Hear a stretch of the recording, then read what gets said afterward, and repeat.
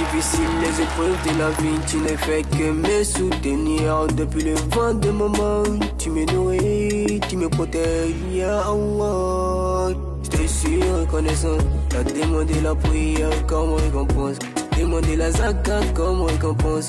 Allah, ya Rabbi, Rahman, ya Rahim. On est musulmans, face de nous des bons musulmans. Quand on te rencontrera, telle est ma prière. Donc j'ai dit Allah, Allah. Moi je n'ai fait que prier. Oui j'ai dit Allah, Allah. Moi je n'ai fait que donner. Marolo Koka Mountain, Mountain, hey Mountain. Marolo Koka Mountain, Mountain, ha Mountain. Marolo Koka Mountain, Mountain, hey Mountain.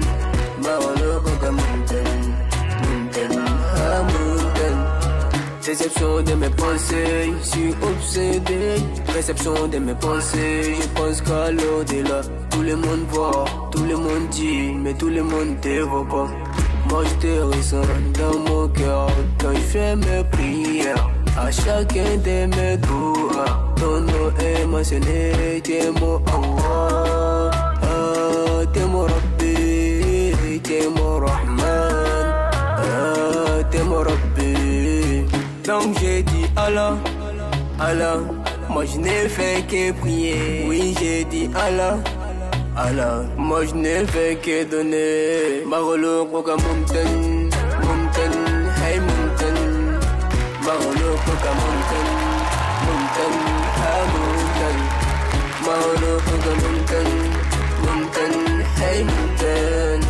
Marolo Koka Mountain, Mountain, ha Mountain. Merci beaucoup, merci d'applaudir très fort le chanteur Ousmane. Ousmane, qui est un artiste islamique, auteur, compositeur, interprète. Il a à son actif 4 singles. Et le titre que nous venons d'écouter, c'est Reconnaissance. Reconnaissance à Dieu, reconnaissance à Allah. Et cette reconnaissance est manifestée hier par la nuit du destin. Tout à fait, tout à fait. Et ça a été quoi votre attitude? Qu'est-ce que vous avez fait? Déjà, le micro, s'il vous plaît. Déjà, c'est par la prière. Par la prière. Après vient les vœux. Et aussi par les difficultés qu'on a traversées et les péchés qu'on a commis. Essayer de demander à Dieu pour qu'il nous pardonne ces péchés-là. Le comportement que le mois de Ramadan nous a donné, essayer d'appliquer ça dans les mois à venir. Vu que ce sera un peu compliqué. Les autres mois, c'est rempli de tentations par rapport au mois de Ramadan. Donc on essaie de vraiment prier. De se rapprocher de plus en plus de Dieu. Voilà. Et c'est à cette nuit que le Coran a été révélé au prophète Mohammed. Donc c'est une nuit très très importante et une nuit à laquelle les vœux et les prières sont exaucés. Tout à fait. Me fait-on dire. Tout à fait. En tout cas, merci beaucoup. Ça, le style est tout de même particulier. Hein? Oui, tout à fait. R&B, hip-hop, façon. Ouais, Comment est-ce qu'ils le prennent, les gens de votre communauté? Ils ne sont pas habitués. Ils ne sont pas habitués. Je pense qu'ils vont comprendre. Non, ils vont comprendre. Genre, c'est le KS Bloom de la religion musulmane. En tout cas, merci beaucoup. On a aimé, c'était très dansant. Merci beaucoup. Merci d'être passé sur notre plateau. Et voilà, nous faisons donc un clin d'œil à tous nos parents musulmans, tous nos frères et sœurs musulmans. Et puis, on vous souhaite un bon repos. Et on est ensemble pour le jeûne. Alors, entamons à présent notre sujet du jour. Le leadership a longtemps été perçu comme une affaire typiquement masculine, mais de plus en plus de femmes impressionnent par leur parcours brillant, motivant et impressionnant. Vous suivez ce midi sur RTI 1, bienvenue dans la télé utile.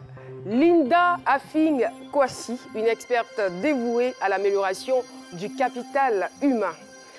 Le jeudi signe également avec le fameux JT de ce midi de Nadia Sabé, mais également avec la chronique C'est malin de Paulus Agathon.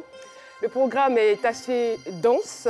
Philo sera donc en électron libre pour nous permettre de mieux recevoir nos invités. Donc, contenu à la fois instructif et digeste.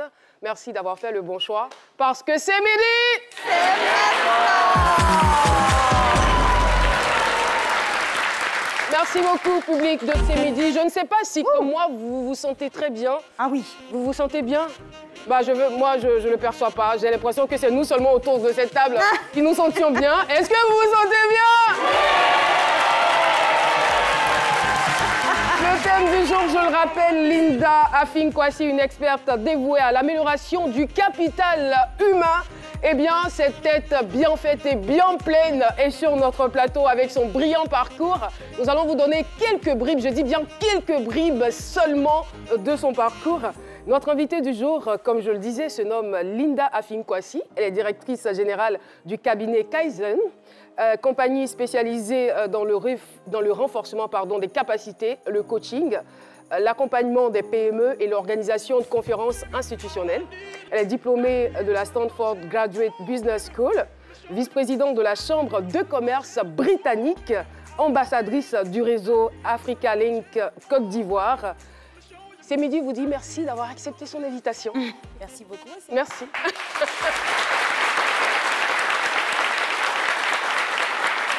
Et tout au long de notre échange, vous connaîtrez mieux notre invité, raison pour laquelle il a plu à M. Hadji Raymond, voilà, de dresser le portrait de notre invité. C'est parti.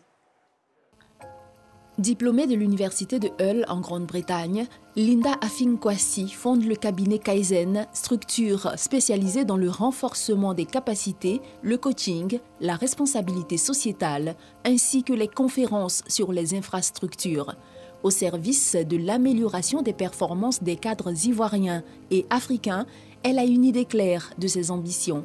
Contribuer à l'évolution du continent africain et apporter des services à valeur ajoutée pour renforcer les capacités et revaloriser le capital humain dans les entreprises. C'est ce rêve qu'elle nourrit pour le développement de son continent qui l'a poussée à se lancer dans l'entrepreneuriat. Les difficultés, Linda Afing-Kwasi n'en a pas été épargnée. Pour les surmonter, elle s'appuie sur ses deux valeurs cardinales, l'humilité et l'abnégation. Linda Afing-Kwasi est avec nous sur le plateau de C'est Midi. Et oui, vous l'avez si bien dit, Linda Kwasi est avec nous sur le plateau de C'est Midi. C'était donc la voix de Nafi Touré et le texte de Raymond Hadji, je le rappelle. Alors, Linda Kwasi, on va vous poser la question, parce que tout le monde le sait, hein, tout le monde connaît, enfin quand je dis tout le monde, c'est quand même un cercle de personnes qui savent que vous avez abandonné une brillante carrière de cadre de banque pour vous retrouver dans ce domaine, dans le domaine donc du renforcement de capacités. Qu'est-ce qui vous a motivé à le faire, à faire ce choix? Merci beaucoup pour ce beau portrait. Je me demandais même qui c'était. Effectivement, j'ai eu un parcours un peu plus long de 15-16 années dans le secteur bancaire. C'était une belle aventure, j'avais un bon impact. Mais ce que je trouvais qui manquait, c'était ma touche, mon engagement et la valeur ajoutée que je pouvais apporter chez moi et aux entreprises de chez moi. J'ai toujours voulu, en fait, ajouter un plus. Je pense que c'est le rêve que beaucoup de personnes nourrissent, mais personnellement, je voulais vraiment mettre la main à l'étrier et m'assurer, en fait, que je puisse contribuer d'une manière ou d'une autre. Et j'ai trouvé qu'il n'y a pas meilleur moyen que de le faire au travers de la formation. J'ai donc pris la décision d'arrêter. Je me souviens que quand j'ai arrêté, ma mère s'est retrouvée la tête entre les mains en se disant « Oh Seigneur, qu'est-ce qu'elle va nous faire encore ?» C'était dans vos habitudes? C'était un peu dans mes habitudes. Jamais très corporate. Elle s'est dit « Mais qu'est-ce que tu vas encore nous faire ?» Et je lui ai dit « En fait, ce qui nous manque, c'est vraiment l'intégration et cet appui et surtout la valeur humaine au sein des entreprises. On a toujours l'impression qu'on est obligé d'être productif, mais que personne à la fin de la journée ne s'intéresse à nous en tant que personnes humaines au sein de nos entreprises. Et j'ai envie d'apporter cette touche supplémentaire aux entreprises. J'ai travaillé en entreprise, je sais ce qui manque, je sais ce que j'ai, et je suis convaincue qu'une fois qu'une personne se sent importante et qu'elle connaît sa place et qu'elle sait qu'elle contribue amplement au chiffre d'affaires, elle se donne et elle contribue à la productivité. Donc voilà un peu ce qui a guidé mes pas vers l'entrepreneuriat. Et ça a été une idée nourrie dans un métro en Grande-Bretagne, je l'avoue, parce que j'étais en train de réfléchir et je me disais comment faire. Et en plein transport, je me suis dit, bon, tant que tu n'essaies pas, tu ne pourras jamais montrer au monde la conviction que tu as et surtout apporter cette touche supplémentaire. Alors Linda, c'est quoi cette touche supplémentaire et qu'est-ce que vous offrez à vos clients? Alors, touche supplémentaire, c'est très intéressant parce que je me souviens que quand j'ai démarré en 2015, la formation en elle-même, elle n'était pas mentionnée. On a toujours eu le FDFP qui existe, qui régit tout ce qui est cabinet de formation, mais en ce qui concerne la formation faisant vraiment partie intégrale du développement de l'homme au sein de l'entreprise, on en parlait, mais on en parlait très peu. Et ce que les entreprises avaient habitude de dire, c'était qu'on va former un individu, il va nous quitter pour aller quelque part. Et on aura investi un montant énorme et il sera parti. On avait également les personnes en entreprise qui se disaient, si je fais une formation, c'est que je ne suis pas bon à ce que je fais. Est-ce que j'ai envie que l'entreprise ait l'impression que je ne suis pas l'élément dont ils ont besoin? Il fallait donc changer cet état d'esprit et apporter en fait une nouvelle façon de faire la formation en ajoutant le volet comportemental au volet technique. On sait tous que les personnes en entreprise maîtrisent leur sujet, elles le comprennent, c'est pour ça qu'elles sont là, enfin. En général.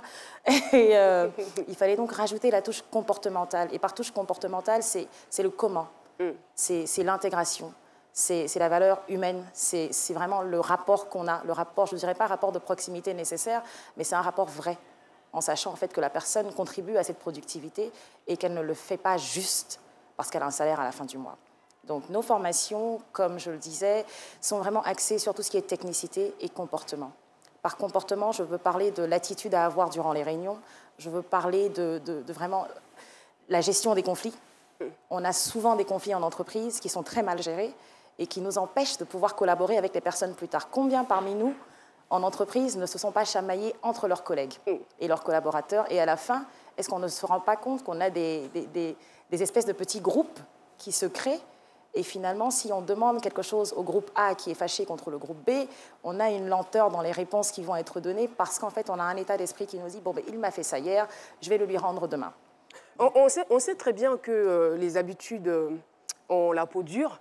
Alors, est-ce qu'après une formation ou deux, vous êtes apte à constater des changements au niveau de vos clients ou des personnes que vous formez? Oui, les habitudes ont la peau dure, mais ce que j'ai l'habitude de dire également, c'est qu'on vous dresse un dossier d'évaluation. Donc, quand vous commencez la formation chez nous, on sait exactement le niveau auquel vous êtes, non seulement comportemental, mais technique. Et à la fin des 3 premiers mois après votre première formation, on a un suivi. Et je le dis, hein, et je le dis très souvent, parfois ces propos sont tout le monde se dit, mon Dieu, c'est pas possible, mais après 3 mois, si l'évaluation n'est toujours pas bonne vis-à-vis de ce qui a été fait, je pense qu'il est important pour l'entreprise de voir exactement si la personne est la bonne personne au poste. Et après ces 3 mois, bien entendu, on fait la revue avec l'entreprise pour encore une fois évaluer la position de cette personne au sein de cette entreprise. Parce qu'on a des individus qui sont placés à certains segments où ils ne doivent pas être. Donc il s'agit juste de faire une reconversion interne ou pourquoi pas discuter avec cet élément qui peut-être quelque part pourrait être mieux ailleurs. Et je le dis tout le temps. On va retourner... pardon, je vous ai interrompu. Non, je le dis tout le temps, si on n'est pas à notre place, ben, il faut laisser la place. En fait, c'est un choix de vie. Et ça, c'est très, très souvent, je veux dire, quand je le dis... Il faut laisser la place aux plus méritants. Il faut laisser la place aux autres. Parce que quand on est quelque part et qu'on a juste envie d'y être pour avoir un salaire et qu'on n'est pas productif, il y a un problème. C'est clair. C'est ce problème qu'on essaie de régler au travers de nos formations, non seulement techniques, mais comportementales. C'est identifier ce problème, identifier ce point manquant. Est-ce qu'il vous arrive de vous rendre compte aussi que d'autres personnes se sont trompées de vocation? Absolument. Ouais. Absolument. Et on parle souvent de reconversion. Donc, je le disais tout à l'heure, il y a la reconversion interne, mais il y a également la reconversion externe. Et c'est en ce cas-là que l'entreprise nous dit, mais on a investi un tel montant pour leur formation, mais s'ils vont ailleurs et qu'ils excellent ailleurs, à la fin de la journée, vous êtes le produit, vous êtes le précurseur, vous êtes celui qui leur a donné ce boost pour être ce qu'ils sont demain. Donc il faut être heureux de laisser les gens partir quand finalement leur reconversion doit être externe. Si elle doit être interne, il faut bien entendu revoir les paramètres internes de l'entreprise et être correct et vrai avec soi-même. Et c'est vrai que tout est beau aujourd'hui, tout paraît parfait. Je ne dirais pas que tout est beau. Hein. Tout paraît parfait. Elle est un modèle, Madame Linda Afinkouassi. Mais on est tenté tout de même de retourner à la genèse. Ça a été quoi les débuts de la création de ce cabinet? Alors, la genèse... C'est pour ça que je disais tout à l'heure, on ne dira pas que tout est beau, mon Dieu. La genèse, c'est un parcours. C'est un véritable parcours. Je me souviens que quand j'ai commencé... Un parcours, certes, mais c'est quoi le qualificatif qui colle mieux avec les débuts? C'est l'horreur. L'horreur. Wow. C'est lourd. C'est la totale. C'est l'horreur. Parce qu'en fait, une fois qu'on a une idée et qu'on sait qu'on vient solutionner quelque chose, il faut bien entendu se donner les moyens de le faire. Tout à fait. Il faut déjà se créer son écosystème, il faut intégrer l'écosystème existant et il faut surtout se doter d'aptitudes et de compétences qui permettraient aux personnes de l'écosystème de vous faire confiance. Parce qu'à la fin de la journée, nos clients nous font confiance. Voilà la raison pour laquelle ils travaillent avec nous. Ils ne travaillent pas avec nous pour une autre raison. Donc, c'est comment créer ce rapport. Et bien entendu, quand on commence, j'ai abandonné ma carrière, comme vous l'avez dit, mais quand on abandonne une carrière, ça ne signifie pas qu'on sort de la carrière avec des milliards en poche. C'est clair. Il y a la famille à sécuriser, il y a la maison, il faut faire tout ce qu'on a à faire qui régit d'abord la famille avant de se lancer. Et je le disais tout à l'heure, on dira toujours que notre famille va nous accompagner, mais elle nous accompagne une fois qu'on fait nos preuves. Donc ça veut dire qu'on commence sans rien. Et ça a été mon cas. J'avais pas de bureau, j'avais ma famille, j'avais mon soutien émotionnel, j'avais bien entendu mon Dieu que je prie tous les jours, mais j'avais ma famille. Et donc pour commencer, j'avais pas de bureau. Donc j'étais souvent au Sofitel, je ne dirais pas que j'étais souvent, j'étais tous les jours dans le lobby du Sofitel. Pourquoi si faire? vous me demandez où se trouvent les toilettes du Sofitel, du 1er au 2e étage, je peux vous dire. Parce que j'avais pas de bureau, il fallait que je m'asseye dans un endroit assez crédible pour travailler. Et je vous avoue que j'avais un ordinateur cassé, que je ne pouvais pas racheter un nouvel ordinateur. Donc l'ordinateur cassé que je devais toujours essayer d'ouvrir de manière stratégique pour pas qu'il se casse. Mais je cherchais des clients au sein du Sofitel. Je n'étais pas assise juste pour qu'on me voie au Sofitel. J'étais assise pour repérer les clients parce que je sais que j'ai besoin de clients. Et c'était quoi la technique d'approche? J'approchais les clients. J'étais convaincue que mon produit, mon service était excellent. En fait, c'est ce qui doit nous guider. Moi, j'avais la conviction que ce que je vendais était excellent. Et j'ai toujours cette conviction. Et je suis partie. Et donc, j'approchais tout le monde, indépendamment des refus que je pouvais avoir, parce que, croyez-moi, on m'a beaucoup mise dehors. Mais j'approchais tout le monde. Donc, aujourd'hui, vous me voyez, mais j'ai été vraiment mise dehors, j'ai été bousculée, on m'a refusé certaines actions, certaines activités. Mais ça n'a pas changé, en fait, mon objectif. Je savais que je voulais y arriver. Et j'ai continué. Je vous avoue que j'ai eu 2 ou 3 clients au sein du Sofitel. Et à la fin de ça, il faut que je rajoute aussi que j'avais seulement 2500 en poche par jour. 2500 donc, par jour. Parce qu'il faut que je c'est déjà beaucoup. Café, c'est beaucoup. Et le café coûte 5 000, 6 000. Alors, il est important de mentionner, Paulus, que le code QR, il fonctionne très bien. Donc, nos téléspectateurs qui sont déjà certainement inspirés et captivés par la belle histoire de notre invité peuvent poser des questions. Exactement. Et vous en avez une, j'ai l'impression. Juste en scannant le QR code. Déjà, on a des messages qui nous viennent de la Côte d'Ivoire, du Mali et du Burkina. Dans l'ensemble, en fait, ils sont épatés par le parcours de notre invité qui suivent avec admiration. Pas de questions particulières. Mais là, tout à l'heure, vous étiez dans cet hôtel et vous avez dit que vous étiez en train d'essayer d'approcher tout le monde. Mais en réalité, on ne peut pas approcher tout le monde. Vous avez forcément un profil type de personne. Voilà, une cible. Non, je vous explique. Quand vous vous dites que vous voulez être entrepreneur et que vous voulez réussir, le départ, vous savez que vous voulez faire de la formation. Moi, je sais que je fais de la formation et que je veux organiser des conférences institutionnelles. Voilà ce que je veux faire. Je suis dans un hôtel. Je suis déjà assise au sein du Sofitel. Donc, peu importe qui je pense vois, que cet hôtel va vous récompenser après l'émission. J'espère bien. Avec tout ça, là. Mais déjà, je veux des clients. Parce que peu importe qui je rencontre, le simple fait que vous puissiez entendre mes services, vous devenez mon ambassadeur dehors et demain. Donc moi, ce que je cherche, c'est mon client, mais je cherche également mon ambassadeur. Parce que je ne peux pas parler à tout le monde en même temps. Donc je peux parler à tout le monde. Et je le dis très franchement, tout le monde. Aujourd'hui, je vois le responsable ça me fait rire, le responsable de la restauration au Sofitel qui a été promu, qui à l'époque était serveur. Donc chaque fois qu'il me voit, on éclate de rire tous les deux. Parce qu'en fait, on comprend notre parcours, on sait ce qu'on a fait. Et moi, ce que je vois, j'essaie tout de même d'imager la scène. C'est-à-dire, elle a 2500 francs. Ouais. Voilà. Donc, je suppose qu'elle achète une boisson et elle est là du matin au soir. Voilà. Donc, la sucrerie qu'elle achète là, elle boit un sirote. peu. C'est-à-dire, à chaque minute, elle sirote. À chaque minute, elle sirote. Parce que si ça finit, on risque de lui dire... Madame, vous avez besoin de quelque chose d'autre? Exactement. Je ne bois pas de soda. Donc, je prenais un café. J'étais obligée de demander un cappuccino dans la grande tasse. Il devenait froid vers 15 h. Mais bon, c'est pas bien grave. Mais il fallait le faire. Et j'avoue, en tout cas, que je l'ai fait. Et mes frères, après, bien longtemps, enfin quelques temps après, j'ai commencé à utiliser les bureaux de mon frère, qui m'a gentiment dit, bon, écoute, je t'accompagne sur ton projet. Écoute, voilà, j'ai de nouveaux bureaux, tu peux venir te joindre à nous. Et j'utilisais sa salle de réunion que je convertissais en bureau. En fait, je me suis jamais dit qu'un espace qu'on m'offre n'a pas la valeur dont j'ai besoin. Je me suis toujours dit, peu importe là où je serai et peu importe l'espace que j'aurai, je m'assurerai de l'optimiser et de l'utiliser au maximum pour pouvoir atteindre mes objectifs. Et je pense que c'est parce qu'il voyait que je travaillais avec beaucoup d'abnégation, qu'il s'est dit, bon, je l'accompagne. Et je le disais au départ, on a tous une famille, on a tous un écosystème auquel on appartient et on veut tous qu'on nous soutienne. Mais on ne peut pas nous soutenir juste parce qu'on s'est levé avec une idée. Il faut déjà qu'on fasse nos preuves. C'est cela. Et c'est un peu moi, ce cas de figure dans lequel j'ai été. Et franchement, je pense qu'après, ma famille s'est dit, bon, elle n'est pas si folle que ça. C'est quand même très important. Il ne faut pas s'asseoir et tout attendre des autres. Exactement. Et je le dis tout le temps, rien ne nous est dû. C'est cela. Alors, le marché du coaching et de la formation, on va dire, sont en plein essor. Hein, le marché du coaching, le marché de la formation. Mais vous, en tant que Linda Afine-Kouassi, qu'est-ce qui vous distingue de vos concurrents? Alors, c'est une très belle question. Nous, en fait, notre formation, enfin, le marché, vous me dites, il est en plein essor. Je ne dirais pas qu'il est en plein essor, je dirais qu'en fait, il est un peu plus connu maintenant. Sinon, il a toujours été en plein essor, en fait. Et ce qui nous distingue, en fait, c'est que nous, comme je le disais tout à l'heure, on fait de la technicité et du comportement. Et en fait, tout ce qui est coaching est axé sur le comportement, sur l'état d'esprit. Donc, vous avez beaucoup de coachs qui vous parleront de la PNL, donc de l'état d'esprit. Vous avez des coachs qui sont également dans tout ce qui est changement de carrière et progression. Et vous avez les coachs sportifs et j'en passe. Mais nous, ce que nous faisons, c'est vraiment allier les deux. Donc, on vous fait du renforcement de capacité sur votre technicité et on travaille également sur votre volet comportemental, notamment votre état d'esprit.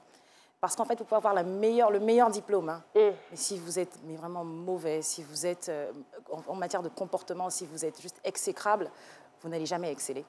Et pour nous, la distinction qu'on fait ici, c'est vraiment d'allier les deux pour permettre aux personnes en entreprise d'être non seulement bonnes techniquement, mais également de pouvoir connaître et avoir les valeurs de respect qui régissent une entreprise et la valeur de collaboration qui permet d'avoir la productivité recherchée pour toute entreprise.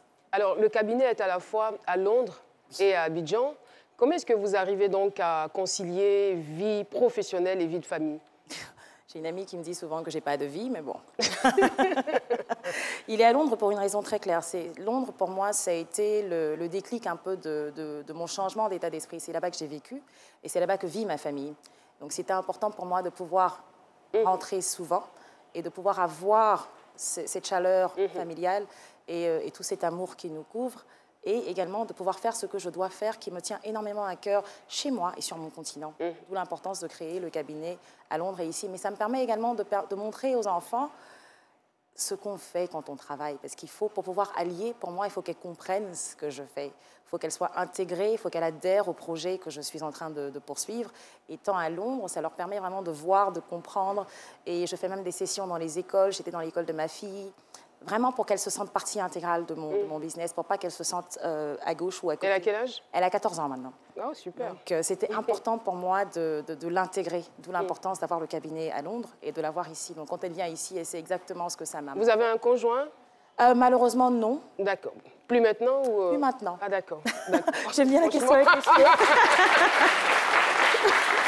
C'est-à-dire, voilà, genre, question un peu gênante. Donc, vous avez un conjoint? Bah, non, elle n'est pas gênante du tout. Je pense que c'est un peu le fonctionnement. Oui. Non, justement, parce que, ils sont peu nombreux, les hommes qui acceptent que les femmes soient autant et aussi occupées.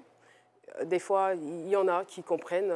Des gens je pense que tout est dans la communication. Je pense qu'en fait, c'est vraiment la manière dont on communique et le message qu'on passe. Si on veut travailler individuellement au sein d'un couple, ça ne marchera jamais. Et je pense qu'il ne faut pas ramener à la maison non plus la casquette de la directrice générale.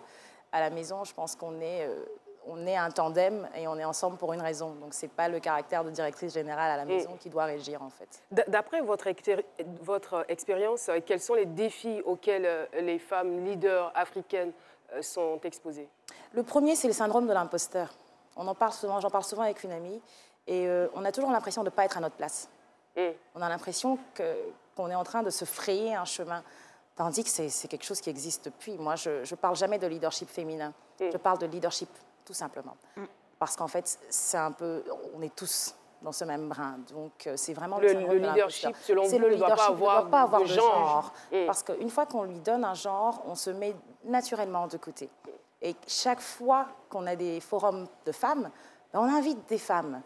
Un forum de femmes, la femme, c'est déjà ce dont elle a besoin.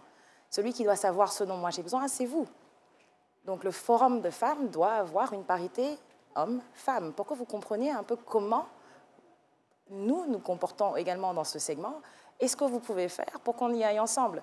Donc, le syndrome de l'imposteur, c'est vraiment le syndrome principal, de se dire que je ne suis pas trop là. Et une fois qu'on a ce syndrome, il affecte naturellement la confiance en soi, il affecte ce qu'on dit, la crédibilité de nos propos et l'attitude aussi qu'on a. Alors, en dehors de vos fonctions, de vos activités, vous avez une part active dans la COP 15, dans l'organisation de la COP 15. C'est prévu pour bientôt. C'est la 15e? Oui, la 15e conférence des Nations Unies, effectivement, qui aura lieu à partir du 9 mai, donc du 9 au 20. Et tout à l'heure, je vous disais, on organise un grand nombre de conférences institutionnelles. Et ici, nous avons été sollicités pour un segment de la COP 15. Et c'est un bel événement. Je disais que c'est un événement déjà sur la désertification. Et la thématique nous dit tout, d'un monde précaire vers un avenir prospère. Donc on sait ce qu'on a, ce qui ne va pas. Et on espère adresser ces questions et ces problématiques avec des solutions claires et précises et une exécution immédiate de toutes ces solutions qui vont être données à la fin de ce forum. On attend. Ça sera ça votre rôle? Mon rôle déjà, c'est de m'assurer qu'on a un grand nombre d'entreprises locales qui y participent, qu'on a un grand nombre de jeunes présents et de femmes. Il y a combien de pays? 197 pays sont invités et un peu plus de 5000 personnes. On est prêts, hein? On est absolument prêts, absolument. Les préparatifs vont bon train. On a vraiment le ministère a mis tout en place. Je pense que l'État de Côte d'Ivoire a tout mis en place et on a un président de comité d'organisation qui est vraiment au taquet. Donc tout est fait. Alors j'ai deux questions aussi. Je ne les pose pas. Les téléspectateurs vont se fâcher avec moi.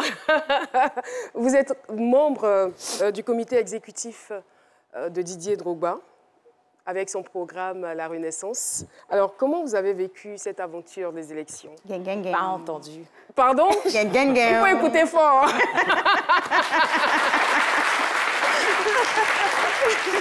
Comment avez-vous vécu cette aventure? Pour moi, c'est une belle aventure. C'est vraiment une marque de changement. Je pense qu'au travers de cette aventure, on a vraiment donné un changement au monde des élections dans le football, je pense. Donc, je reste convaincue qu'on a un programme très alléchant et qui devait vraiment contribuer à l'essor de la jeunesse, à l'essor du football féminin et à l'essor du football en général. Le football étant fédérateur, je pense que ces points principaux dont le volet fédérateur, le volet développement faisaient amplement partie du programme de notre candidat. Et je reste convaincue que c'est un programme alléchant.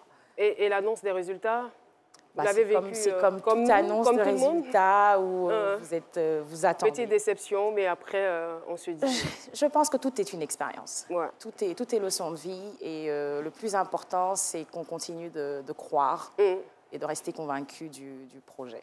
Alors, quels sont donc vos conseils à l'endroit de tous ces jeunes qui désirent investir et s'investir dans le domaine de l'entrepreneuriat? Je dis souvent, en fait, chaque fois qu'on me demande conseil ou encouragement, je dis souvent que je n'en ai pas. Pourquoi? Parce qu'en fait, c'est un choix. Vous l'appellerez peut-être conseil à la fin, mais c'est un choix de vie, c'est une décision qu'on prend tous. Une fois qu'on choisit de rentrer ou de s'investir dans un monde entrepreneurial, on se doit de se donner les moyens, peu importe le nombre d'échecs qui vont survenir. Donc je dirais ici, c'est d'être convaincu déjà de l'idée ou du projet qu'on met en place et être convaincu de son choix à la base. Parce que quand on est convaincu de son choix, on se donne les moyens de le faire. Donc ici, on le prend comme on l'entend. C'est le choix, c'est la conviction. Et pour tout ce qui nous régit, c'est surtout la valeur qui nous régit. Moi, c'est ma foi. Je fais certaines choses et je ne suis pas autorisée à faire certaines choses parce que je pense que celui qui me régit et qui a le droit sur moi ne me le permet pas. Mais chacun de nous a ses valeurs, donc il faut vivre surtout par ses valeurs. Merci infiniment, Linda Kwasi Afi. On a été très, très heureux de partager votre success story. Merci de nous avoir autant enrichis. Merci beaucoup. Merci. Bonjour, Tata. Hey, bonjour. Comment tu vas? Bébé gâté. C'est Papitou. C'est Papitou. C'est pas bébé gâté. Bébé gâté, lui, il est Robert. Moi, je suis Ivoirien. Aïe. Il n'y a pas la même chose. Excusez-moi, franchement, je n'habite plus le quartier. Alors, vous êtes là pourquoi, Papitou? Pourquoi dis tu es là? Pourquoi papa dit vous? C'est Non, moi je seul. vois tout le monde sur mon plateau. Moi, je suis seule, tu dis vous. Et maman, je suis venue parler de bonjour à Bobo. Quand on a fini à Paris, là-bas, où j'étais perdue, là.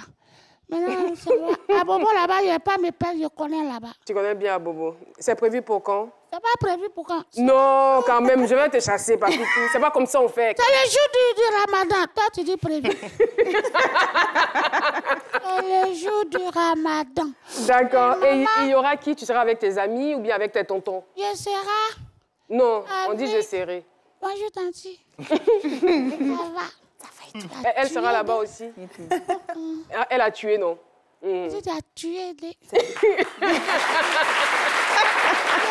Alors, je pense que le magnifique sera là, Ramatoulaye, en cas de cas, Docteur Philo, Manassé Premier, Cléantelex, Et puis moi. et puis toi. Donc, c'est maman Candia Camara. Elle est le maire d'Abobo. Tout à fait. En même temps, elle est ministre d'État, ministre des Affaires étrangères. OK. C'est elle qui nous envoie à Bobo, donc elle offre ça à la population. Ah, c'est super. C'est super. On lui dit un grand merci. Nos populations en ont besoin. La sécurité, parce qu'on a dit à Bobo, la maman, il y a eu peur. Elle dit, Il n'y a pas de problème, non? D'accord. Et je vais te demander de lancer la pub. Mesdames et messieurs, vous suivez, c'est midi, c'est maintenant pub. Le meilleur de la fibre optique, c'est chez Move Africa. Désormais, profitez d'un débit internet de 15 mégabits par seconde à seulement 15 000 francs CFA et connectez toute la famille. En plus, avec la fibre optique de Move Africa, vous avez droit à de nouveaux forfaits tout aussi avantageux, allant jusqu'à 300 mégabits par seconde, une connexion ultra rapide haut débit et un accès internet illimité haut débit. Tout ce qu'il faut pour égayer toute la maison. Et ce n'est pas tout, les frais d'installation sont gratuits. Rendez-vous vite en agence. Alors, qui fibre mieux? Move Africa, un monde nouveau vous appelle.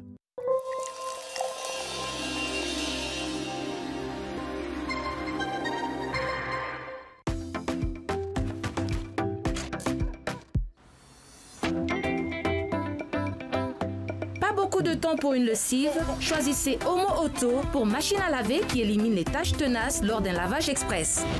Faites moins la lessive et profitez plus de la vie. Avec Omo Auto, un seul lavage express suffit. Pour un sunakari inoubliable, savourez vos grillades avec la mayonnaise Calvé. Ramadan Karim.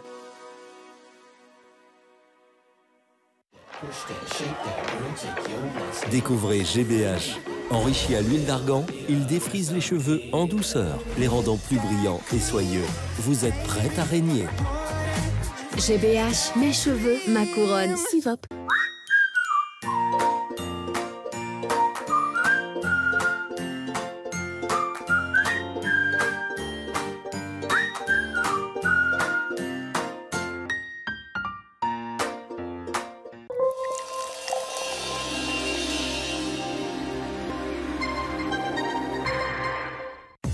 Bonjour à Bobo. Sous le parrainage de la ministre d'État, Mme Candia Camara, la RTI organise Bonjour à Bobo, spécial Ramadan, à la mairie d'Abobo à 20h avec vos humoristes préférés. Spectacle offert à la population d'Abobo par Mme Candia Camara, maire d'Abobo.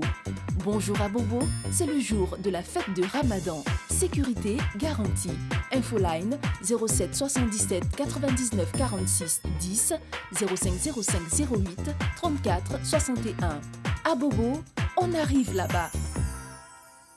Bonjour, un concept. Et voilà, on est de retour sur le plateau de ce midi et nous allons tout de suite et maintenant recevoir un autre invité. Brico, DJ du groupe La Dream Team. Je ne sais pas si vous vous en souvenez. Vous nous rejoignez très rapidement.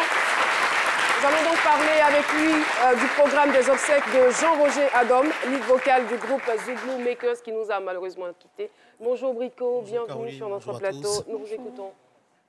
Nous sommes là pour parler justement de cette veillée artistique qui aura lieu demain, 29, au stade de l'université Félix Houphouët-Boigny, d'Abidjan Cocody. Nous invitons tous les artistes, tous les fans, tous les mélomanes, tout le Gotha du showbiz à venir rendre un hommage à Jean-Roger Adam. Il le mérite amplement. Il le mérite. Il est le fondateur et lead vocal du groupe Zouglou Makers.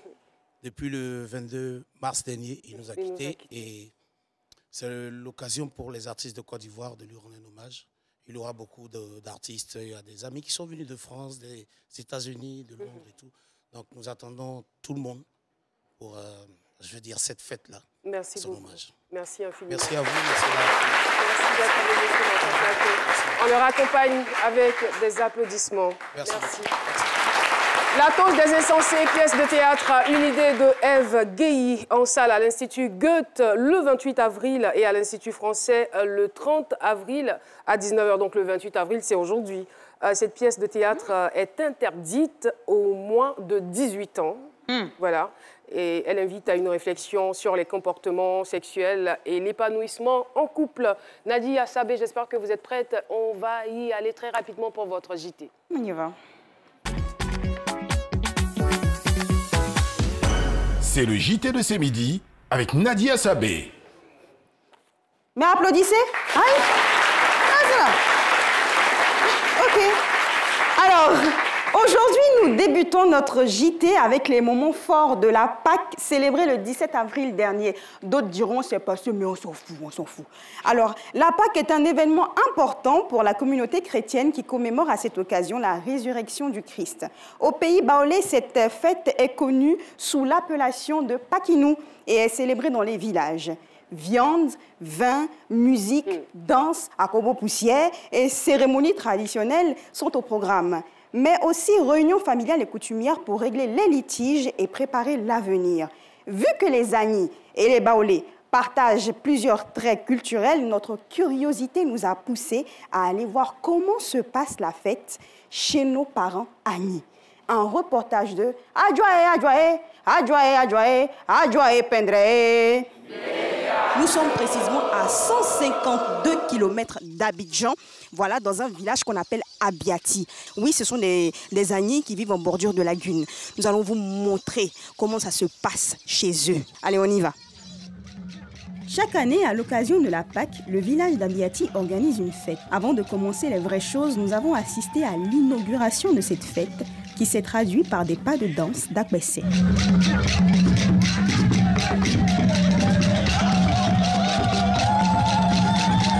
Ça n'a pas été facile, parce que mon dos, mon cou, tout me faisait mal comme ça. L'inauguration enfin terminée, place au show maintenant.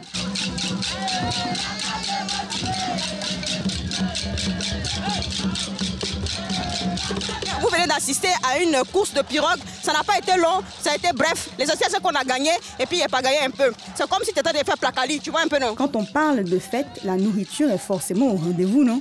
Vous voyez ici, c'est la nourriture. Jusqu'au bout là-bas, tout est nourriture. Il y a du poulet, il y a du poisson, mais sinon il y a tout.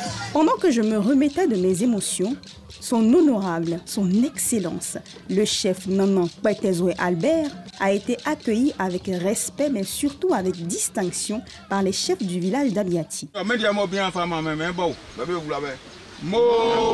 Tout ce qui se passait là ne l'intéressait pas. Lui, c'est la bouteille d'alcool là qui le retenait encore parmi eux. Mais en tout cas, tout s'est bien passé et l'on peut dire que notre philosophe fut très heureux de cet accueil plus que chaleureuse. Tout était là pour une fête fête-histoire. Donc, en tant qu'un grand philosophe, j'ai été honoré aujourd'hui en tant qu'un chef. Et c'était topissime stine. Quelques heures plus tard, on a pu voir que notre philosophe a pris une balle. C'est ça, on dit, arrivé en fanfare, parti en fond sonore. La fête a vraiment réussi. Pakinou, oh yeah! Je suis contente parce que le philosophe est de retour. Pour notre actualité sportive, nous avons jugé opportun de nous attarder sur le self-defense, afin de fournir à nos concitoyens des techniques de défense face aux nombreuses agressions qui sévissent dans la cité. Le self-defense, appelé en coréen Hochichun, voilà, non, est une composante du taekwondo qui peut se traduire par les voies des pieds et des poings. Alors, quand nous parlons de self-defense, il s'agit d'appliquer un ensemble de gestuels d'automatisme pour se défendre contre des attaques. Plus de détails avec Mamadou Zobles. C'est dans l'école ça que les apprenants du taekwondo se retrouvent presque tous les jours pour apprendre de nouvelles techniques de défense. Comme d'habitude, ils s'échauffent en attendant leur maître. Maître Bassoul Lassoul-Soul. Dangereux maître taekwondo depuis les années 80. Ceinture noire 10e dan. Personne n'a pu le vaincre au combat depuis 12 ans. Aujourd'hui, là, il décide d'apprendre à ses élèves comment se défendre lors d'une agression. Quand tu vois déjà que la personne témoin, tu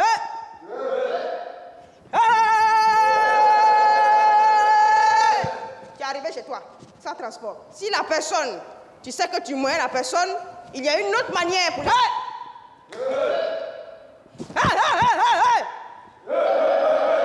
Une technique qui semble très simple hein, et puis facile. Les élèves, là, ils apprennent vite. Pour Maître Bassoul, savoir se défendre, c'est une chose très importante. Ici, on apprend comment se défendre en cas d'agression.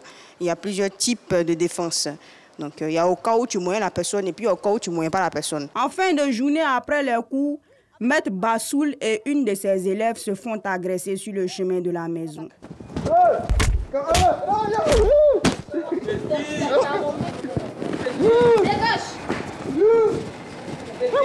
C'est un enfant. Il faut se défendre. C'est des enfants, tout cela. C'est des enfants, c'est rien. Attention, attends. Départ. Le vieux. Ouais.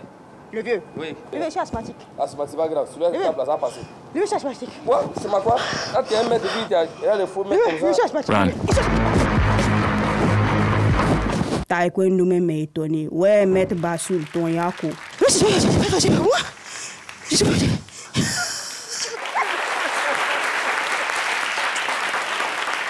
Elle est grave. Merci beaucoup, Nadia Samé. Alors, nous allons à présent recevoir d'autres invités. Docteur Philo Bachar, le plaisir de nous les présenter. Philo, bonjour. Bonjour, Caro. Rapidement, j'ai donnez-nous les nouvelles très rapidement. Mais les nouvelles sont bonnes. C'est une conférence sur la nutrition. Et donc, dit aux Ivoiriens que désormais, quand on mange sainement, on ne peut jamais tomber malade. Et à travers la nourriture, on peut se soigner. Madame Amani Mélanie, coach en bien-être et développement personnel. Oui. Merci de votre présence sur le plateau. Merci à vous, madame, d'être là.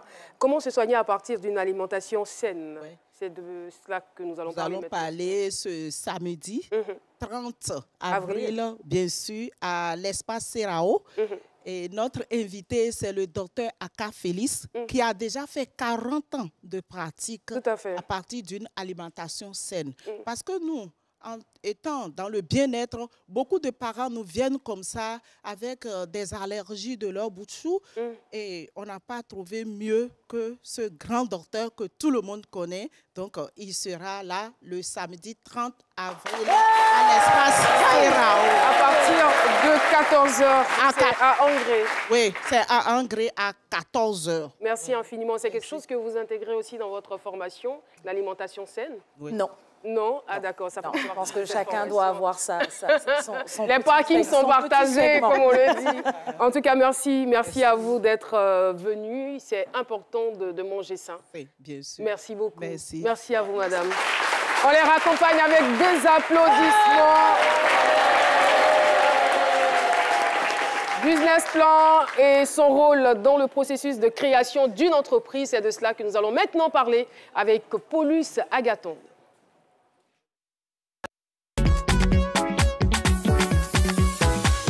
C'est malin avec Paulus Agathon.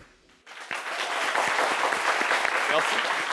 Alors, en général, lorsqu'on est dans le processus de création d'une entreprise, il y a certains termes qu'on entend assez régulièrement, notamment business plan, business model et bien d'autres documents. Aujourd'hui, on s'intéresse au business plan. Qu'est-ce que c'est? C'est tout simplement un document dans lequel le porteur de projet, sinon l'entrepreneur, va permettre en fait aux gens de comprendre ce qu'il veut faire à travers cette entreprise-là. Donc, ça permet également d'attirer d'éventuels investisseurs, d'éventuels associés associés ou d'éventuels partenaires, bon, enfin associés partenaires en quelque sorte. Alors le but du business plan, c'est que ça va permettre d'avoir une idée concrète de la viabilisation du projet.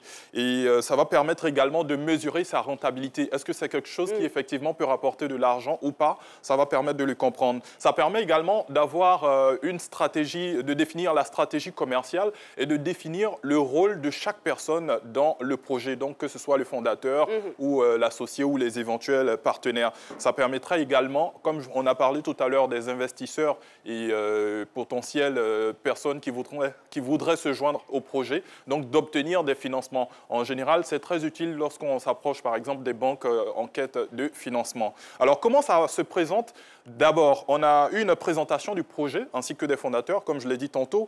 On a une partie économique dans laquelle on va retrouver l'étude de marché ainsi que la stratégie marketing. On a aussi une partie financière dans laquelle on va retrouver ce volet relatif à la rentabilité. Donc, une fois le business plan réalisé, on peut maintenant procéder à la création de son entreprise. Comment trouver des modèles de business plan?